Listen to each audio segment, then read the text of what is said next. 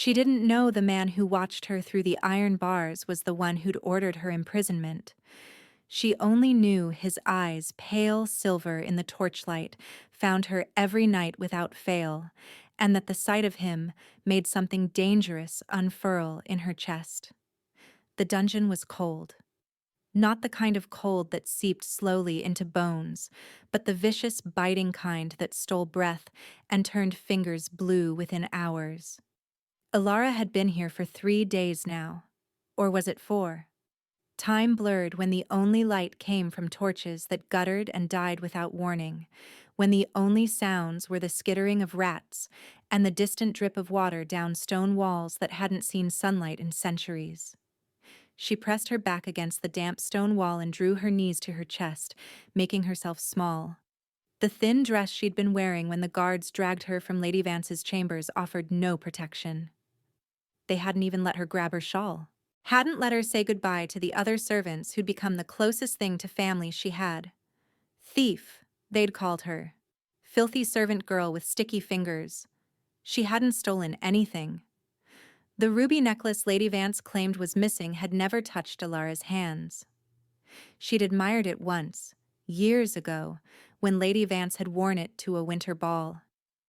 Had mentioned to another servant how the stones caught the light like drops of frozen blood. Perhaps that had been enough. Perhaps that moment of admiration had sealed her fate. But servants didn't get trials. Servants didn't get to speak in their own defense. Servants got thrown into holes and forgotten, and the world kept turning above them like they'd never existed at all. The sound of footsteps echoed down the corridor. Heavy, deliberate, measured in a way that spoke of someone who had never needed to rush, never needed to hurry, because the world waited for them rather than the other way around. Her pulse quickened despite herself, because she knew that sound now, knew the rhythm of it, knew who was coming.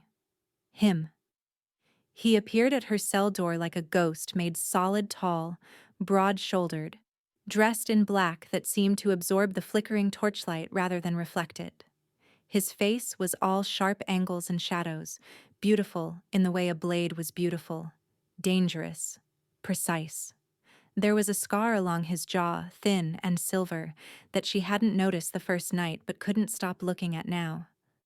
"You're still alive." His voice was low, rough like stone scraping stone. Elara lifted her chin. Sorry to disappoint. The corner of his mouth twitched. Not quite a smile. Something closer to curiosity, like she was a puzzle he hadn't expected to find in the depths of his own castle. Most prisoners stop talking back by the second night. Most prisoners probably have something to lose. He studied her through the bars, those silver eyes moving over her face like he was cataloging every detail. The bruise on her cheek from the guard's rough handling. The hollows beneath her eyes from sleepless nights. The defiance she refused to let die, no matter how cold she got, no matter how hungry. She hated how her skin prickled under his gaze, hated the way her heart stuttered when he stepped closer to the bars, close enough that she could see the faint lines around his eyes, the tension in his jaw. "You're shivering," he observed. Astute. He made a sound low, almost amused, and then he was removing his cloak. Heavy black wool, lined with something soft she couldn't identify in the dim light. The fabric whispered as he pushed it through the bars, letting it pool at her feet like an offering. Or an apology. She didn't move to take it. "It's not poisoned," he said dryly. "I don't take gifts from strangers who watch me from shadows." "And yet you'll freeze to death out of pride?" He tilted his head, and something flickered in those pale eyes, something that looked almost like concern, though she told herself she was imagining it. "That seems like a waste." "A waste of what?" He didn't answer, just watched her, waiting, patient as stone. Elara's jaw tightened. The cloak sat there, dark and thick and warm. Her body screamed at her to grab it, to wrap herself in its heat, to survive another night. But something about accepting anything from this man felt like surrender, felt like admitting she needed him, "Why do you come here?" she asked instead. His expression flickered, something raw passing through those pale eyes before it was gone, locked away behind walls she couldn't see but could somehow feel. "I haven't decided yet." "Helpful?" He crouched then, bringing himself to her level, and suddenly the bars between them felt less like protection and more like a cage keeping her trapped with something predatory. Up close, she could see the flecks of darker gray in his silver eyes, the slight imperfection in his nose, like it had been broken once and healed slightly crooked, the intensity in his gaze that made her lungs forget how to work. "You claim you didn't steal the necklace," he said quietly. "I didn't claim anything. No one asked." "I'm asking now." Elara swallowed. There was something in his voice, something that made her want to tell him everything, to spill every truth she'd locked behind her ribs since they'd dragged her down those endless stairs. She fought the urge, but it was like fighting a current that kept pulling her under. "I didn't take it. I've worked in that household for 4 years. I've never taken so much as a crust of bread that wasn't given to me." Her voice cracked on the last word, and she hated herself for it. Hated that he could see her weakness when she'd worked so hard to hide it. "Not that it matters. Lady Vance decided I was guilty. That's all anyone cares about." He was silent for a long moment. The torch behind him crackled and spat, sending shadows dancing across his face. Then he rose, and the distance between them felt like a chasm opening, like something precious slipping through her fingers. "Put on the cloak," he said. "Please." The word surprised her.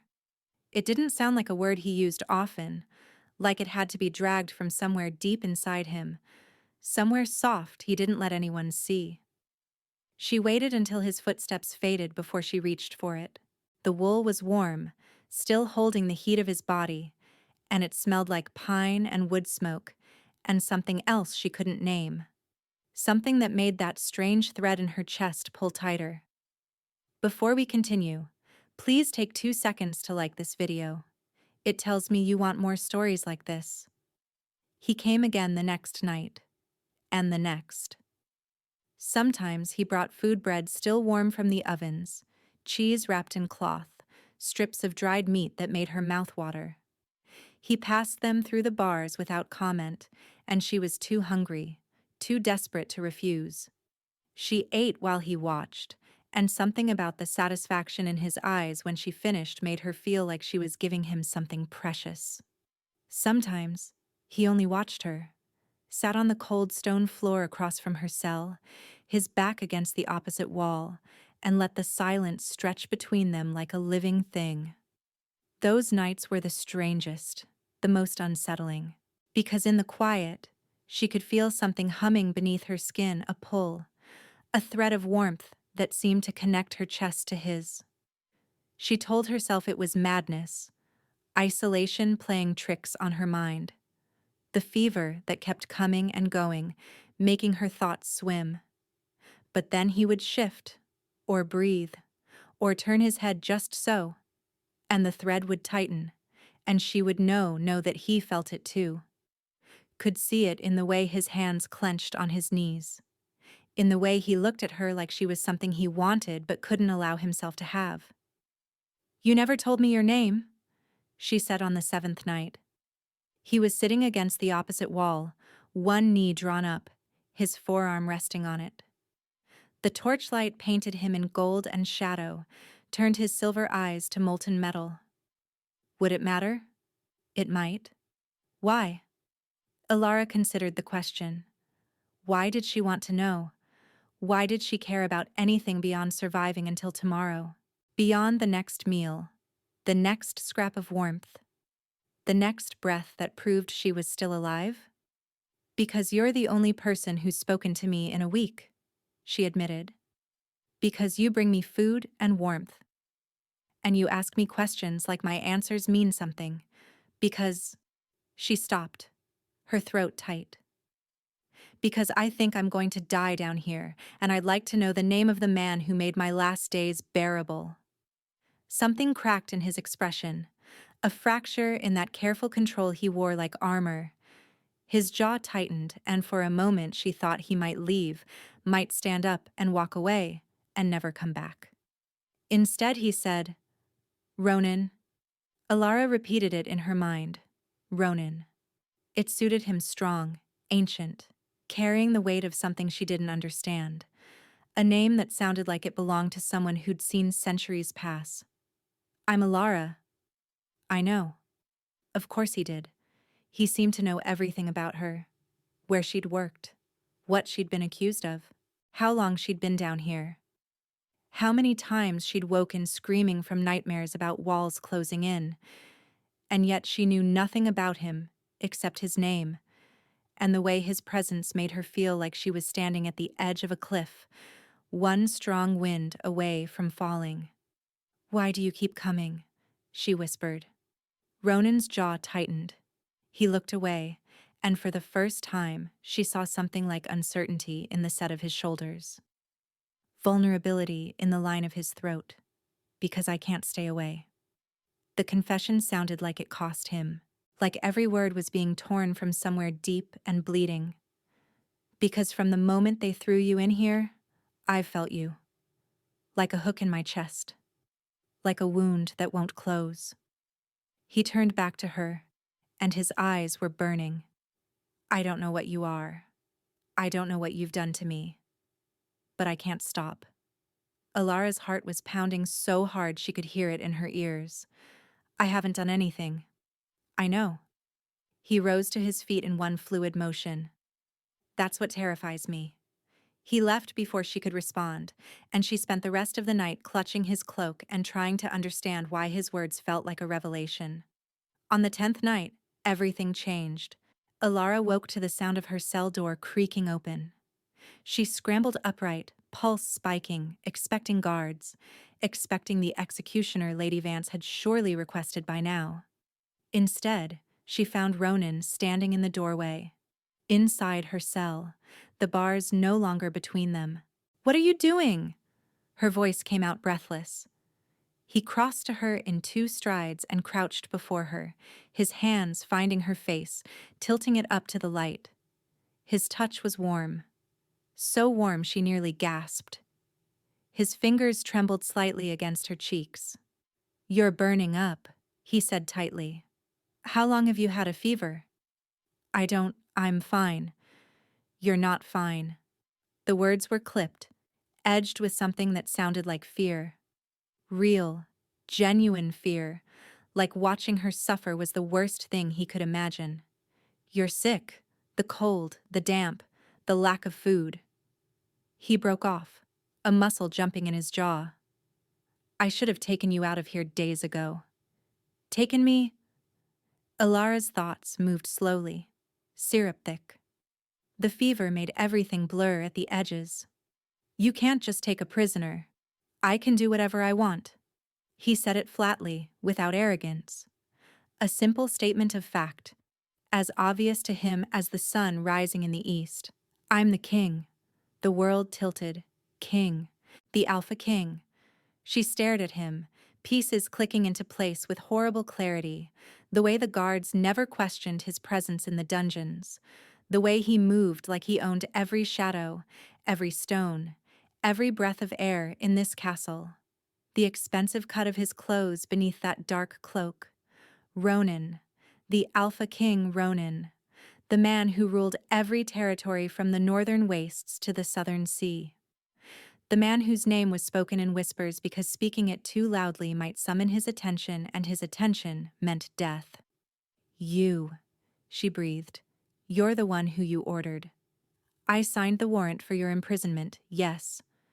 His voice was steady, but his hands on her face trembled slightly. "Lady Vance is a noble.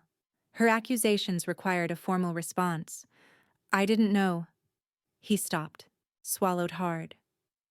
"I didn't know what you were, what you would be. To me." Elara tried to pull away, but her body was too weak, and his grip was too gentle to break. "What am I to you?"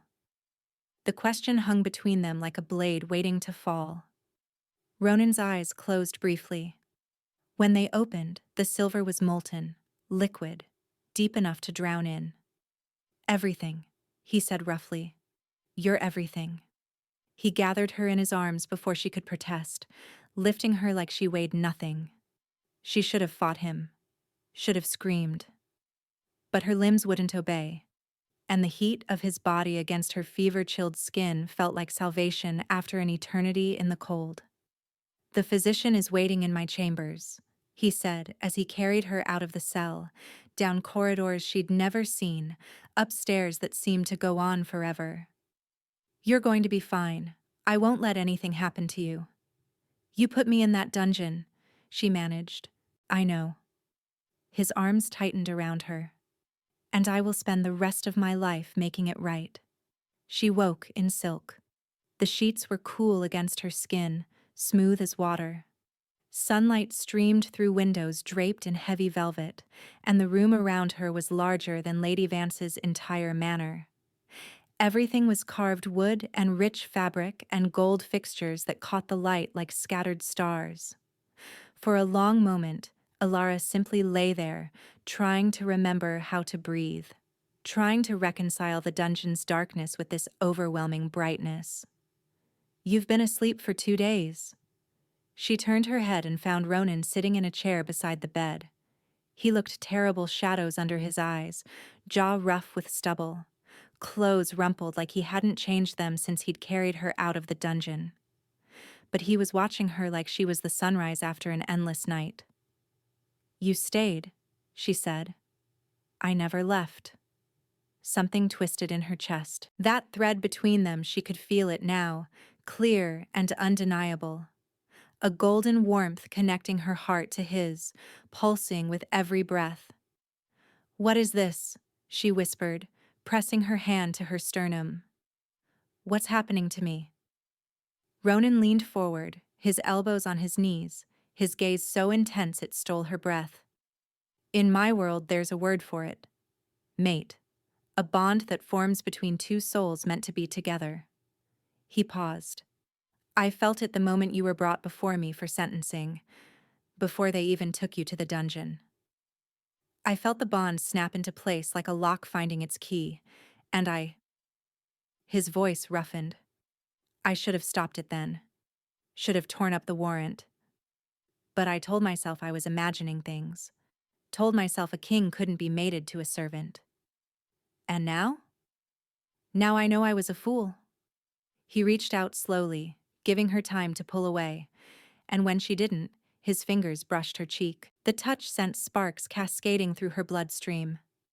"Now I know I would burn my kingdom to the ground before I let anyone hurt you again."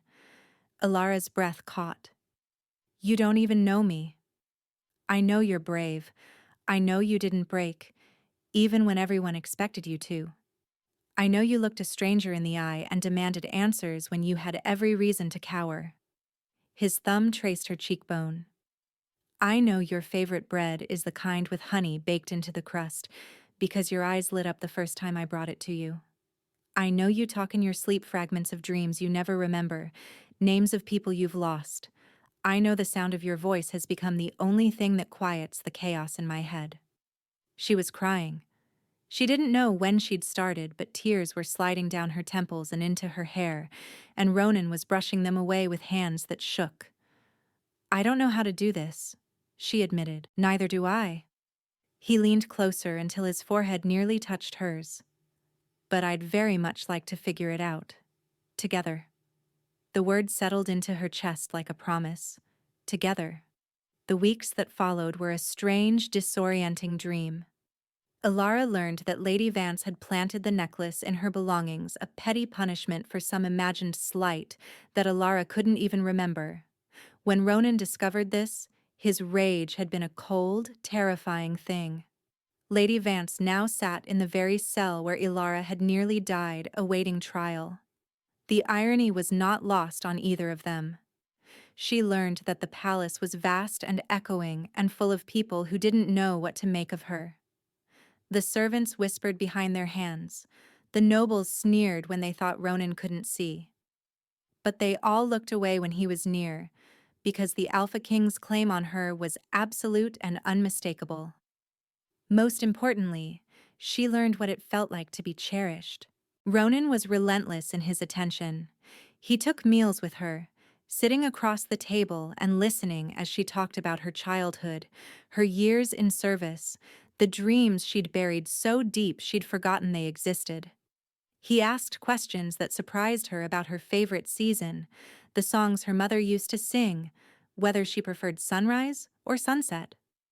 Sunrise, she'd said, caught off guard by how much he seemed to care about her answer. It feels like a promise, like no matter how dark the night was, the light always comes back. Something had shifted in his expression then, something tender and aching. "You are my sunrise," he'd murmured. "Every time I look at you, I feel like the darkness I've lived in for centuries is finally ending." He walked with her in the gardens, his hand warm at the small of her back, pointing out flowers she'd never seen and telling her their names in his low, rough voice. He shared his own history, the wars he'd fought, the losses he'd endured, the loneliness that had been his constant companion before she arrived. In return, she told him about the parents she'd lost to fever, the years of scraping by in service, the way she'd trained herself to want nothing because wanting led to disappointment. "You can want things now," he said one evening, as they sat together watching the sun set over the mountains. "Whatever you want, I'll give it to you." "I only want you," she'd whispered. The look in his eyes had nearly undone her. And at night, he came to her chambers and sat beside her bed and watched her fall asleep, as if he was still afraid she might disappear. "You could stay," she said one evening, when the space between them had grown unbearable. "Instead of sitting in that chair." Ronan's eyes darkened. "Elara. I mean it." She sat up, the sheets pooling at her waist. "I'm tired of being careful. I'm tired of pretending I don't feel this." She pressed her hand to her heart, where the bond hummed and sang. "Stay with me." He was beside her in an instant, his hands cupping her face, his mouth hovering over hers. "Are you sure?" "I've never been more sure of anything." The first kiss was gentle, soft, and questioning, and achingly sweet. But then she made a sound, small and desperate, and something snapped. Ronan pulled her against him, one hand tangling in her hair, the other pressing flat against her spine. He kissed her like she was air and he was drowning, like she was the answer to a question he'd been asking his whole life. Elara melted into him, her fingers gripping the fabric of his shirt, her heart pounding so hard she could feel it in her throat. The bond between them blazed, golden and bright, and she felt his emotions crash into her longing and fear and desperate, overwhelming love. "I've got you." He breathed against her lips. "I've got you." She believed him. The threat came 3 months later. Lord Thorn had never accepted that the Alpha King had taken a former servant as his mate. He'd whispered poison in the ears of anyone who would listen, gathering support, building resentment. He spoke of tradition broken, of bloodlines diluted, of a kingdom weakened by sentiment. Some listened. Most didn't. But some was enough. Elara had felt the tension building for weeks, noticed the way certain nobles fell silent when she entered a room, the way their eyes followed her with barely concealed contempt. She'd told herself it didn't matter. She had Ronan. She had the bond. Nothing else was important. But then came the night when Lord Thorn stood in the great hall, sword drawn, with 20 men at his back. "Step away from the usurper," he commanded, his voice echoing off the stone walls. "The crown belongs to true blood, not some mongrel who's been bewitched by dungeon filth." Elara felt Ronan go still beside her.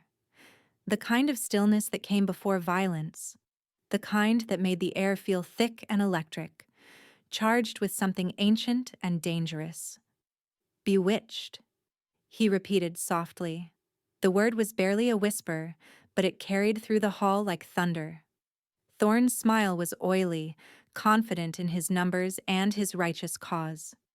Everyone knows she's enchanted you. Why else would the Alpha King lower himself to— He didn't finish. Ronan moved faster than Elara's eyes could track, crossing the distance between them in 3 strides that covered half the hall. His hand closed around Thorn's throat, lifting the larger man off his feet like he weighed nothing.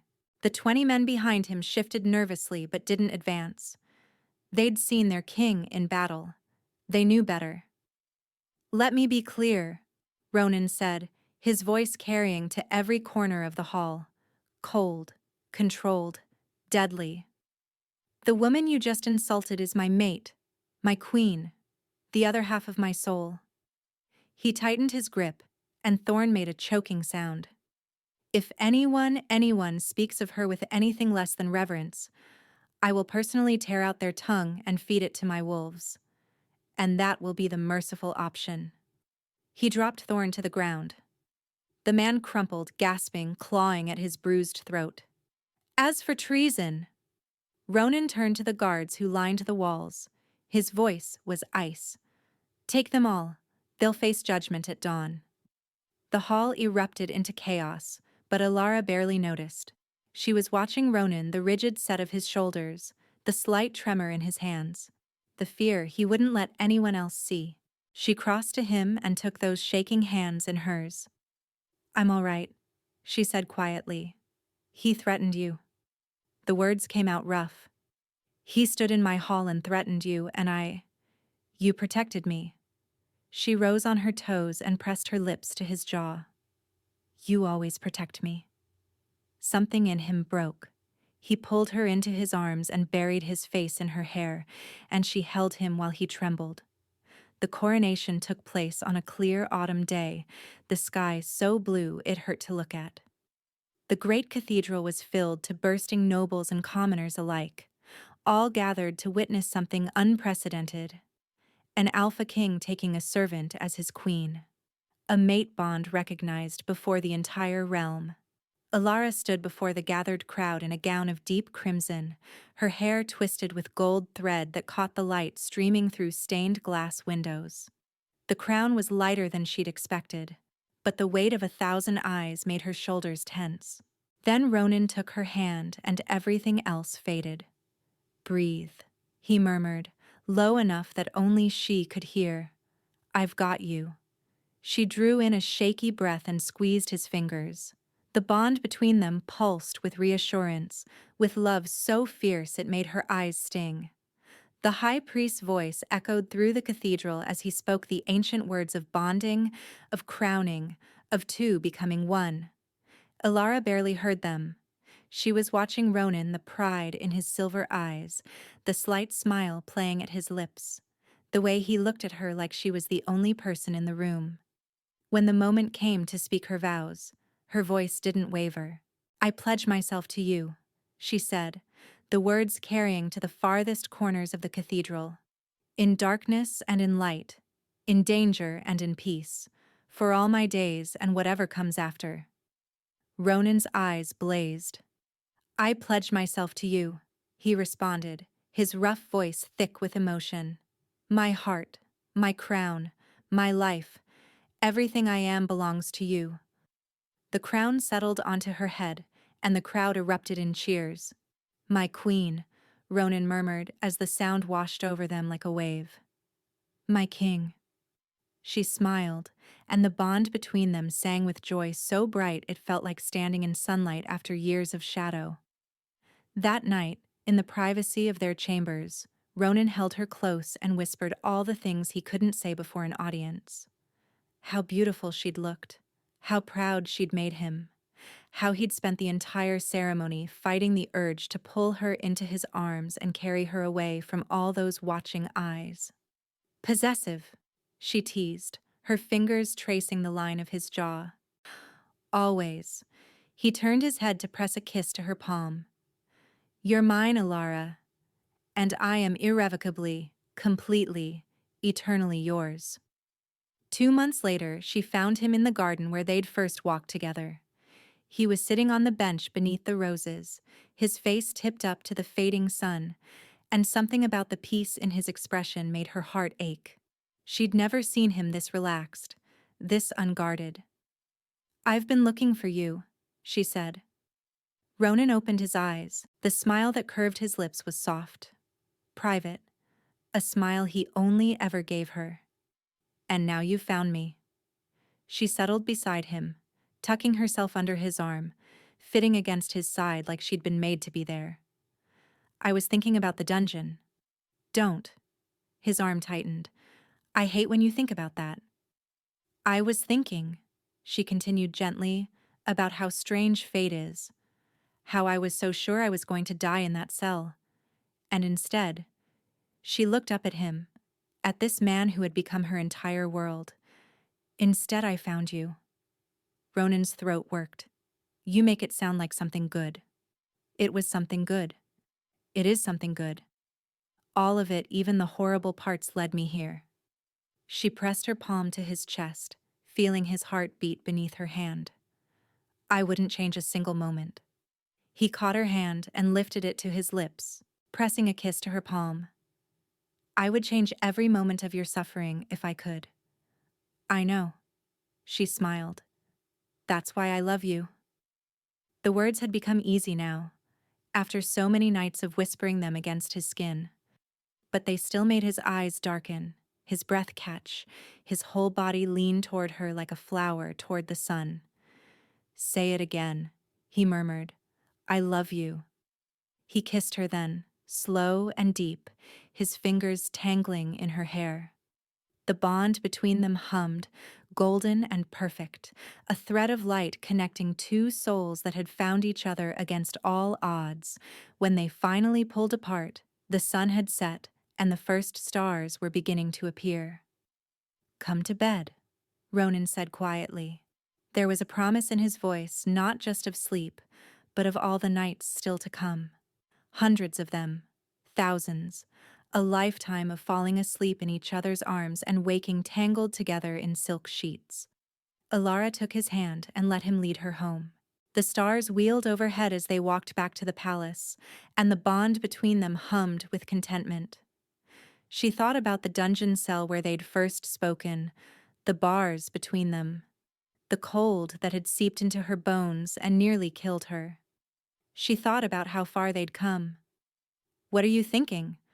Ronan asked, glancing down at her. "That I'm happy," she said simply. "Truly, completely happy." He stopped walking and pulled her close, pressing a kiss to her forehead. "Good," he murmured against her skin. "Because I plan to spend the rest of my life making sure you stay that way."